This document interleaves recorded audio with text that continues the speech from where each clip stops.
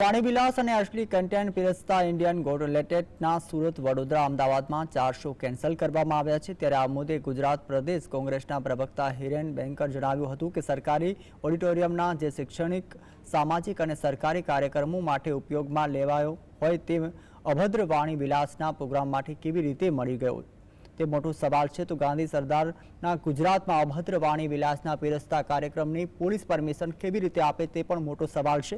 ભાજપના નેતાઓના આશીર્વાદથી આવાને મોકો મળી રહ્યો છે તેવો કોંગ્રેસ દ્વારા આક્ષેપો કરવામાં આવ્યા છે।